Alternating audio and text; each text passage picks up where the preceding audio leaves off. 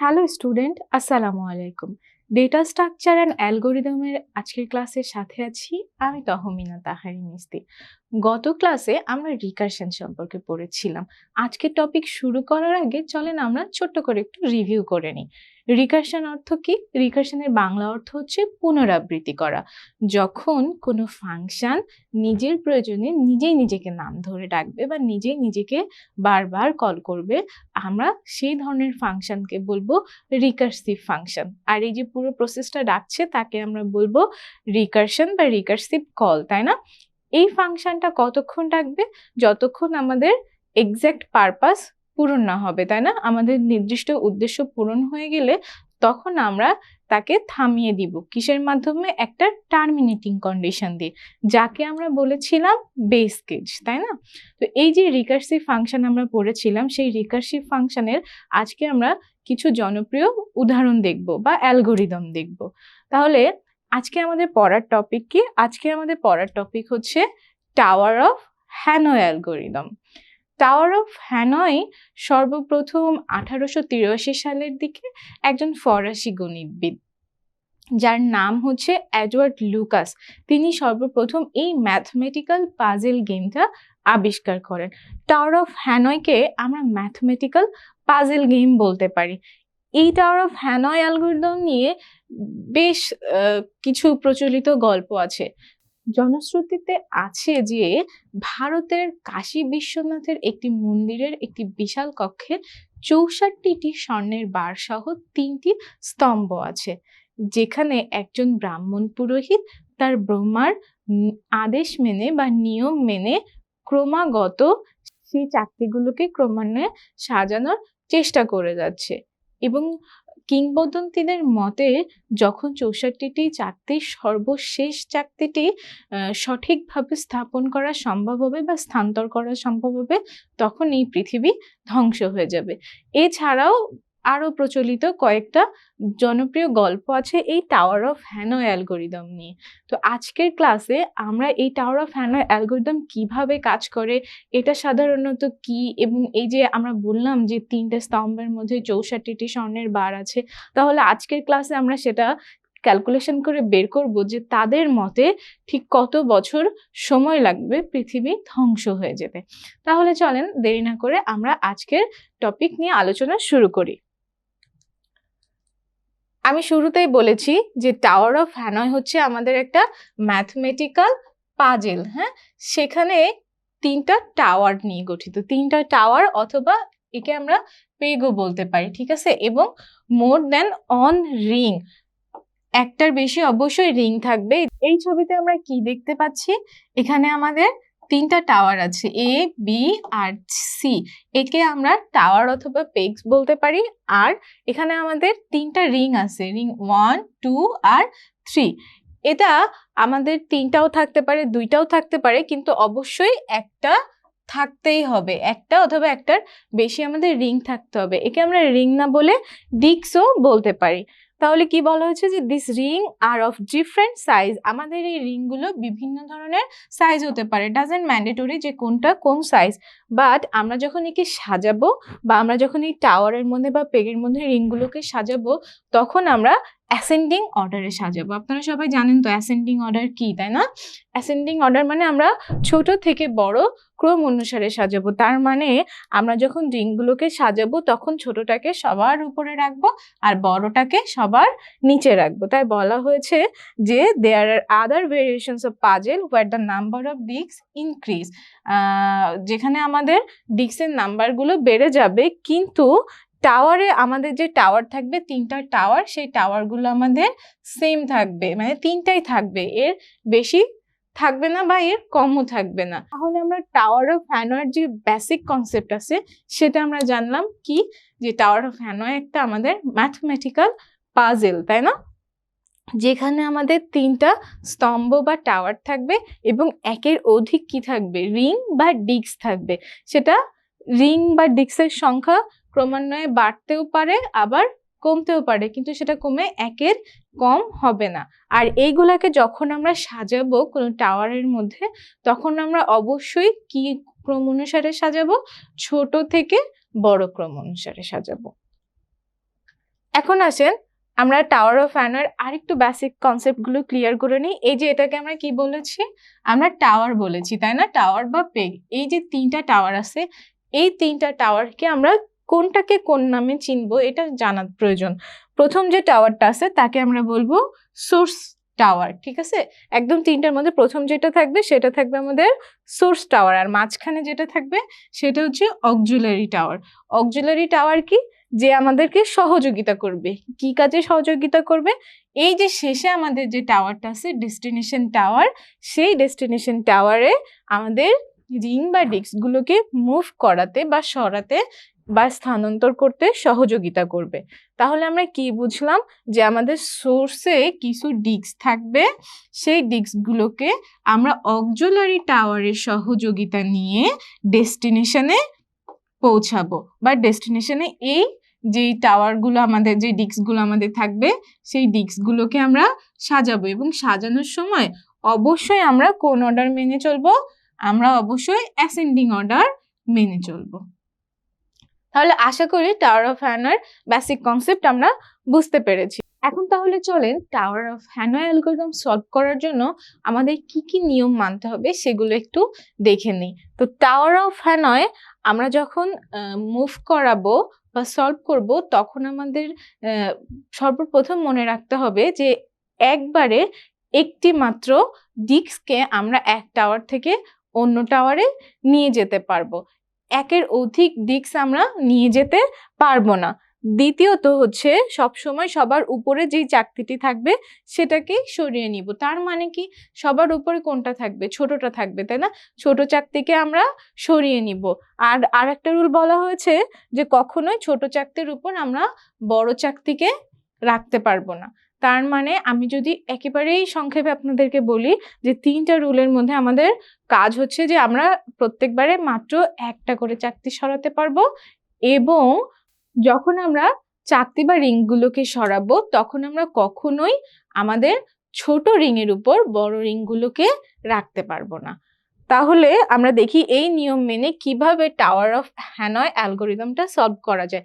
এখানে আমাদের কোশ্চেন আছে যে আমাদের তিনটা ডিস্ক আছে, ডিস্ক 1, 2 আর হচ্ছে 3। এই ডিস্ককে আমরা সোর্স থেকে কোথায় পাঠাবো, ডেস্টিনেশনে পাঠাবো। মাঝখানে কার সহযোগিতা নিব, অক্সিলারি টাওয়ারের সহযোগিতা নিব। তাহলে এটা হচ্ছে আমাদের কোশ্চেন আর এটা হচ্ছে আমাদের আনসার, ঠিক আছে।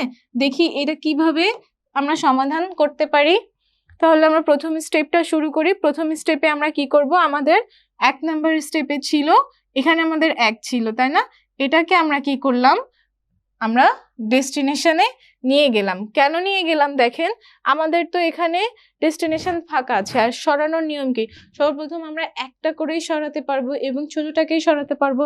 তাহলে আমাদের যে তিনটা রোজ ছিল সব রোজই এই 1 সরানোর জন্য, 1 সরাসরি ডেস্টিনেশনে পৌঁছানোর জন্য স্যাটিসফাই করছে। পরবর্তী স্টেপ কি হচ্ছে দেখেন, পরবর্তী স্টেপে যখন আমাদের এখানে 1 চলে আসছে তখন আমাদের এটা 2টা এখন ফাঁকা হয়ে যাচ্ছে তাই না। এই যে আমাদের এখানে কত ছিল, 2 ছিল, এই 2টাকে দেখেন আমরা বলেছি যে আমাদের এখানের উদ্দেশ্য কি, 1 2 3 ক্রম অনুসারে সাজানো। এখন আমার অক্সিলারি যে টাওয়ারটা ছিল সে তো ফাঁকা হয়ে আছে, এই জন্য আমরা 2কে 3টা যে বেসিক রুলস আছে সেই রুলস মেনে আমরা বিতে শিফট করে দিলাম। পরবর্তী স্টেপ কি হচ্ছে দেখেন, আমাদের এখন 1 আর 2 আলাদা আছে তাই না, তাইলে আমরা কি চাইলে এটাকে একের পরে নিয়ে এসে রাখতে পারি, দেখেন তাইলে কিন্তু আমাদের অ্যাসেন্ডিং অর্ডার হচ্ছে। ঠিক এই কাজটাই আমরা 3 নাম্বার স্টেপে করেছি। তাহলে দেখেন 1 আর 2 আমরা আমাদের যে অক্সিলারি আছে সেখানে আমরা অ্যাসেন্ডিং অর্ডারে সাজিয়ে ফেললাম। এখন আমাদের তাহলে কি হলো, আমাদের যে ডেস্টিনেশন ছিল সেই ডেস্টিনেশনটা আমাদের ফাঁকা হয়ে গেল। এখন চাইলে আমরা খুব সহজে 3কে ডেস্টিনেশনে নিয়ে এসে প্লেস করতে পারবো না, হ্যাঁ পারবো।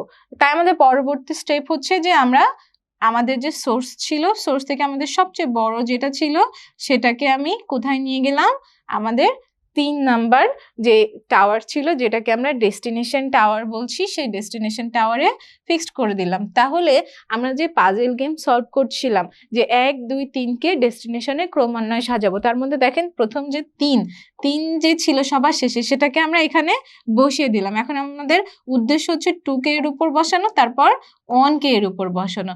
এখন যদি আমি 2k এখানে বসাতে চাই তাহলে কি করতে হবে, আগে আমার 1k সরাতে হবে, তাই না? 1k যদি আমি এখানে নিয়ে আসতে পারি তাহলে কিন্তু আমার 2 ফাঁকা হয়ে যাচ্ছে, সহজে 2k আমি এই 3 এর উপরে বসিয়ে দিব। তাহলে আমাদের পরবর্তী স্টেপ কি দেখেন, এই 1k আমি কোথায় নিয়ে আসলাম, আমাদের যে সোর্স ছিল সেখানে নিয়ে আসলাম। এরপরে কাজ হচ্ছে যে 1k যেহেতু সরিয়ে ফেলছি, 2k আমি কার উপর নিয়ে আসবো, এই 3 এর উপর নিয়ে আসতে পারবো। এই যে দেখেন ফাইনালি আমরা কি করলাম, যে আমাদের 2k 3 এর উপরে প্লেস করে দিতে পারলাম, যেটা আমাদের ডেস্টিনেশন। তার মানে আমাদের পাজল গেমে বা পাজলে কিন্তু মোটামুটি 80% কাজ শেষ করে ফেলেছি। এখন আমাদের কাজ কি, জাস্ট এই একটাকে আমরা কোথায় বসাবো, এই একটাকে 2 এর উপরে প্লেস করব। তাহলে এটাকে আমরা দেখি কিভাবে প্লেস করলাম। যে দেখেন এখানে আমরা কি করলাম, এই যে 1 ছিল আমাদের যে সোর্সে, সেই সোর্স থেকে সরাসরি আমরা অক্সিলারিকে রেখে এখানে আমরা ডেস্টিনেশনে পৌঁছে দিলাম। এই যে শেষ, এখানে যখন আমরা পৌঁছে দিছি ফাইনালি আমাদের পাজলটা সলভ হয়ে গেছে। তাহলে দেখেন আমরা এখানে কয়টা স্টেপে সমাধান করলাম বলেন তো, 7টা স্টেপে কাজটা সমাধান করলাম। যদি আপনার অ্যালগরিদমটি সঠিকভাবে কাজ করে তাহলে অবশ্যই স্টেপ সংখ্যা কিন্তু 3টা ডিস্কের জন্য 7ই হবে। এইটা বের করার জন্য একটা ইকুয়েশন আছে, যেটা বলছে যে টাওয়ার অফ হ্যানয় যদি ডিস্ক নাম্বার n হয় তাহলে আমরা যে সলভ করব মিনিমাম আমাদের যে স্টেপ হবে সেটা হবে 2 টু দি পাওয়ার n - 1। তার মানে এখন আমরা নিয়েছিলাম কয়টা ডিস্ক, 3টা ডিস্ক, তাই না? তাহলে কত হচ্ছে 2 টু দি পাওয়ার 3 - 1 মানে কি বলেন তো, 8 - 1 দেখেন 7। আমরা কি 7টা স্টেপে এটাকে সমাধান করলাম না? এক্স্যাক্টলি। তাহলে আমরা যা খুব সহজেই বুঝতে পারলাম যে কিভাবে আমরা এই টাওয়ার অফ হ্যানয়ের পাজলগুলোকে সলভ করতে পারবো বা এই অ্যালগরিদমগুলোকে সলভ করতে পারবো। এখন চলেন তাহলে ক্লাসের শুরুতে আমরা একটা গল্প করেছিলাম, তাই না? যে ভারতের বিশ্ব কাশীনাথ মন্দিরের একটি বিশাল কক্ষে 64টি চাকতি সহ 3টি স্তম্ভ আছে, তাই না? 64টি স্বর্ণের চাকতি সহ, যেটা এক ব্রাহ্মণ পুরোহিত ব্রহ্মার নির্দেশে কি করছে, প্রতিনিয়ত মানে প্রত্যেক সেকেন্ডে চাকতিগুলোকে স্থানান্তর করছে। তাহলে একটা চাকতি স্থানান্তরের সময় যদি 1 সেকেন্ড হয় তাহলে আমাদের ডিস্ক বা ওইখানে আমাদের চাকতি কতগুলা ছিল বলেন তো, 64টি, তাই না? তাহলে যদি আমরা এই সূত্রে লিখি তাহলে কি লিখতে পারি, 2 টু দি পাওয়ার 64 - 1 সেকেন্ড।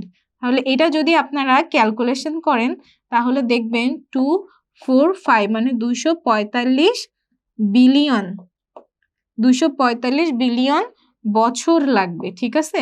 এটা আপনারা ক্যালকুলেশন করবেন। তাহলে মজার ব্যাপার হচ্ছে যে কিংবদন্তিদের মতে যদি সেই নিয়মটা সঠিক হয়ে থাকে তাহলে পৃথিবী ধ্বংস হয়ে যেতে সময় লাগবে 245 বিলিয়ন বছর। যদিও এটা আমাদের প্রচলিত কথা, তাই না? তাহলে আজকের ক্লাসে আমরা টাওয়ার অফ হ্যানয় অ্যালগরিদমটা কিভাবে কাজ করে সেই প্রসিডিউরটা জানলাম। এখন এটাকে যদি আমি অ্যালগরিদম আকারে লিখতে চাই তাহলে আমি কিভাবে লিখতে পারি, যে স্টেপ 1-এ আমি অ্যালগরিদমটা শুরু করলাম, তারপর স্টেপ 2-তে আমি n-1 ডিস্ককে আমি কোথায় সরাবো, সোর্স টু অক্সিলারিতে সরিয়ে দিব। তার মানে আমাদের ডিস্কের সংখ্যা যদি 3টা হয় তাহলে এর আগে আমাদের যে ডিস্কগুলো আছে সেগুলোকে আমরা কি করব, সোর্স থেকে অক্সিলারিতে সরাবো। এরপর আমরা কি করব, আমাদের nth ডিস্ক বা 3 নাম্বার ডিস্কটাকে সরাসরি কোথায় রেখেছিলাম, সোর্স থেকে সরাসরি আমরা ডেস্টিনেশনে নিয়ে গিয়েছিলাম। তারপরে আমরা কি করেছিলাম, আমাদের যে ডিস্কগুলোকে এর আগে আমরা সোর্স থেকে অক্সিলারি সহযোগিতা নিচ্ছিলাম বা অক্সিলারিতে রাখছিলাম, সেই অক্সিলারি থেকে সরাসরি আমরা ডেস্টিনেশনে নিয়ে আসলাম। তারপর আমরা কি করলাম, অ্যালগরিদমটা স্টপ করে দিলাম, কারণ আমরা তো ততক্ষণে রেজাল্ট পেয়ে গিয়েছি। এটাকে যদি আরেকটু ডিটেলসে বলি বা সুডোকোড আকারে লিখি তাহলে বলবো যে আমরা প্রথমে অ্যালগরিদমটা শুরু করলাম, তারপর প্রসিডিউর হ্যানয় কল করলাম, কাকে কাকে, ডিস্ক হচ্ছে কি আমাদের ডিস্কের মান কত থাকতে পারে, 3 থাকতে পারে, 4 থাকতে পারে, 2 থাকতে পারে, তাই না, 1ও থাকতে পারে। এখন দেখেন এরপর আমাদের তিনটে টাওয়ার কি কি, সোর্স, ডেস্টিনেশন আর অক্সিলারি। এখন কথা হচ্ছে যদি আমাদের ডিস্কের মান এক হয়, মানে আমাদের যদি সেখানে একটাই ডিস্ক বা একটাই রিং থাকে, তাহলে আমরা খুব সহজে এটাকে সোর্স থেকে ডেস্টিনেশনে মুভ করাতে পারবো আর আমাদের প্রবলেম সলভ হয়ে যাবে। তাই কথাটা লেখা হয়েছে, then move disc from source to destination.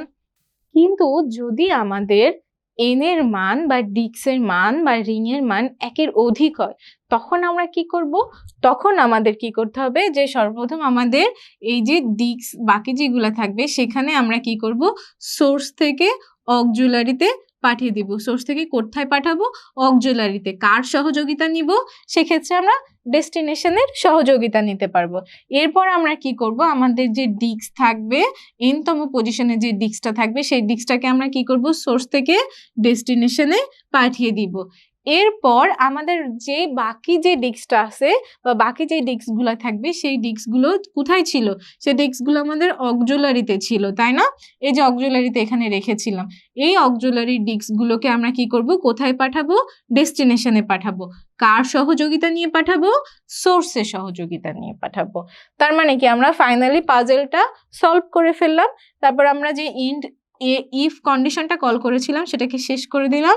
এই যে প্রসিডিউরটা কল করেছিলাম, প্রসিডিউর হ্যানয়, সেটাকে এন্ড করলাম এবং ফাইনালি আমরা অ্যালগরিদমটাকে স্টপ করে দিলাম। আশা করি টাওয়ার অফ হ্যানয় অ্যালগরিদম কিভাবে কাজ করছে এটা আপনারা এখন খুব সহজে প্রশ্নের উত্তর লিখতে পারবেন। মোটামুটি আজকের ক্লাসের টপিক আমাদের এই পর্যন্তই ছিল। আপনারা বাসায় টাওয়ার অফ হ্যানয় অ্যালগরিদমের 2টা রিং নিয়ে প্র্যাকটিস করতে পারেন, 4টা রিং নিয়ে প্র্যাকটিস করতে পারেন, 5টা রিং নিয়ে প্র্যাকটিস করতে পারেন, যেটা আপনারা কয়টা স্টেপে সমাধান করতে পারেন। সবগুলোর জন্য কিন্তু অ্যালগরিদম সেম হবে। তাহলে আপনারা প্র্যাকটিস করে আমাকে অবশ্যই কমেন্ট বক্সে জানাবেন। যদি আপনারা সেগুলো সলভ করতে যে কোনো অসুবিধা হয় তাহলে আমাকে জানালে আমি সেইগুলোও আপনাদের জন্য সলভের ভিডিও করে আপলোড করতে পারবো ইনশাল্লাহ। ততক্ষণে আপনারা সবাই সুস্থ থাকেন, ভালো থাকেন। পরবর্তীতে দেখা হবে ডেটা স্ট্রাকচার অ্যান্ড অ্যালগরিদমের আবার নতুন কোনো টপিক নিয়ে। আল্লাহ হাফেজ, আসসালামু আলাইকুম।